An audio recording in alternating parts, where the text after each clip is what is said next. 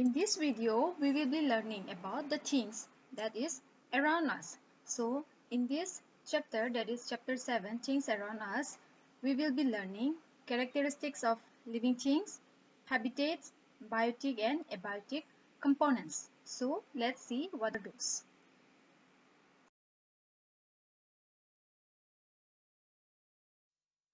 Now, let's see here. As studied in previous classes, things around us can broadly group as living things and non-living things. Human beings, plants and animals are living things. Clouds, rocks, soil, chair and table are few examples of non-living things. So here we will see the living things and non-living things. Examples are given. Human beings, plants and animals are living things. Clouds, rocks, soil, chair and tables are few examples of non-living things. We have learned all these in our previous class also. Now again here we will see in brief. Now here again we will see the characteristics of living things, and this characteristic is making them different from the non-living things. First we will see characteristics of living things. Characteristics of living things are as follow. So here we will see structural organization. Now let's see what is structural organization. Living things have definite structural organization. Figure 7.1. So this is the structural organizations. Our body, human body is made up of cells. Cells are again joined and it is tissue, organ system and organisms. So all living things are made up of millions of cells. You see cells here. Our body is made up of these cells of millions of numbers. The smallest unit of living things that is able to function independently is called a cells. So the smallest cells in our body, or we can say in living things, is cells. They can function independently. For example, red blood cells.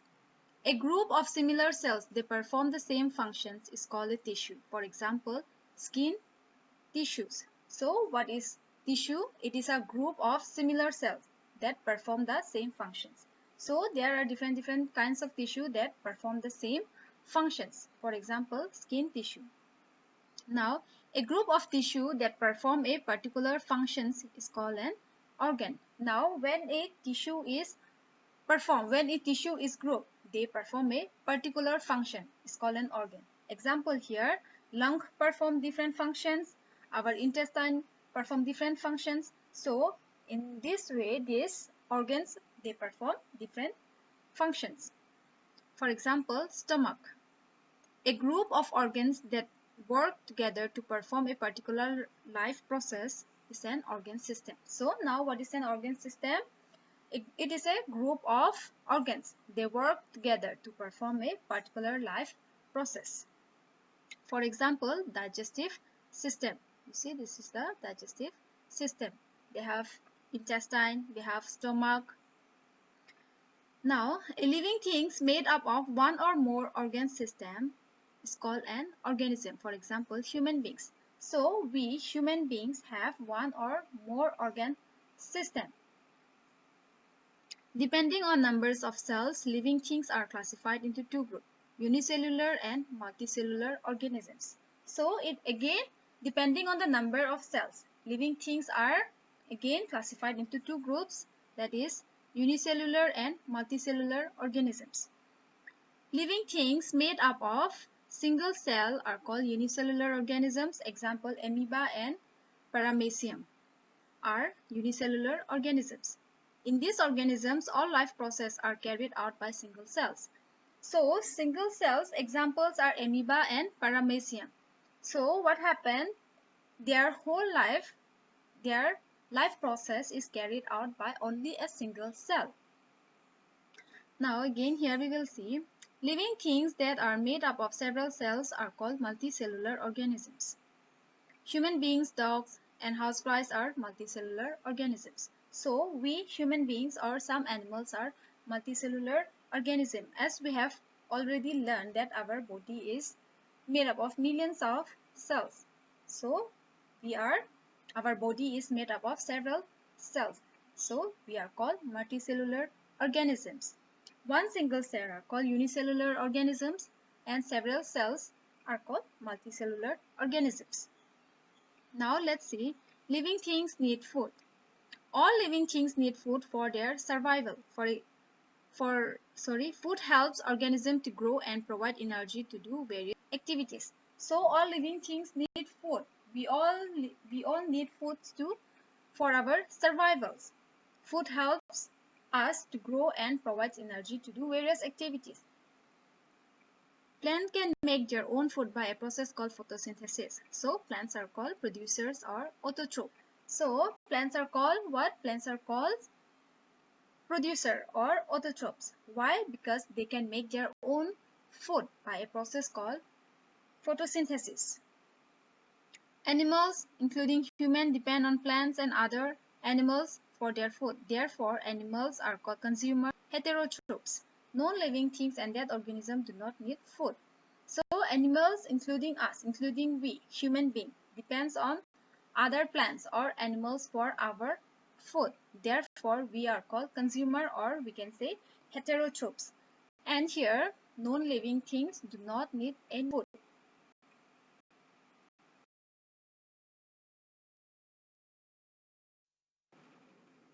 Now let's see, living things grow. All living things grow. Human beings, animals, plants, we all grow. Here, all living things grow. Life begins from a single cell. The cell grows, enlarges in size, and then divides to form new cells. So here what happened? We all living things grow. So life begins from a single cells, and when they grow, they are enlarged in size and then divided again. It forms into a new cells. The size of an organism increases with the increase in the number of cells. So the size of an organism, the size of our examples, our body, it increases with the increase in the number of cells. When the number of cells increase, our body or organisms, it increases. The growth of an organism occurs in different stages. A seeds grow into a saplings and then into a large tree, figure 7.2. So you see here, this is the seed, the saplings, and this is the tree. Animals and human beings grow from an infant stage to an adult stage. You see, this is infant, this is child, and this is grown up, or we can say adult stage. Same case in the animals also. Growth in living things is irreversible. So we have learned about irreversible, reversible. So growth in living things is irreversible. We cannot grow back. We cannot grow into a small stage again. Now again here we will see living things respire. The process by which living things utilize oxygen to release energy in the food eaten by them is called respiration. So what is respiration? It is the process by which living thing uses oxygen to release energy that is stored in the food eaten by us. It's called respiration. We eat food and we need to release this energy to function our body, and that is called respiration. Respiration and breathing are different. Breathing is a part of respiration. So here you see respiration and breathing are different. Breathing is a part of respirations. The process of taking in oxygen and giving out carbon dioxide is called breathing. So now what is breathing? It is a process of taking in oxygen and we breathe out carbon dioxide. That is called breathing. During respiration, oxygen breathe in, react with the food and break it down to release energy stored in the food. So during respiration, what happens? Oxygen that we breathe in, it reacts with the food. It reacts with the food we eat and it breaks it down. It breaks the food and it releases energy that is stored in the food. They release the energy that is stored in the food to our body. Carbon dioxide produced during respiration is breathed out. So we breathe out carbon dioxide that is produced during this respiration. Thus, respiration is an essential feature of all living things. Different organisms have different organs for respirations. So, different organisms, human and suppose these plants, we have different organs for respiration. Most terrestrial animals respire with the help of lungs. So most terrestrial animals are those animals that live on land. So most of these animals respire with the help of lungs. Even we human beings respire with the help of our lungs. Fish respire through gills. Earthworms breathe through their moist skin. Insects such as grasshopper breathe through tiny holes called spiracles present at the sides of their body. Plants respire through tiny holes called stomata, singular stoma, that are present on the undersides of their leaves. So you see here the leaves, they have stomata. They have stomata that we cannot see with our naked eyes. They respire through this stomata.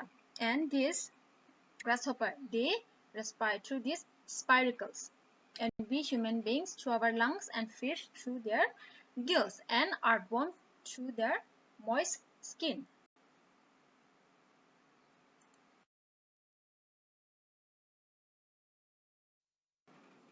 Now let's see this. Living things move. Except plants, most living things move. Animals move from one place to another in search of food, shelter, and to escape from being hunted by predators. So what happened? We do not see plants move from one place to another, but we human beings and also the animals move from one place to another in search of food, shelter, and sometimes escape from the hunted by the predators. Plants remain fixed to the soil. We see plants remain in one place, or we can say it fixed to the soil. However, some parts of plants such as leaves, stems, and roots show certain movement.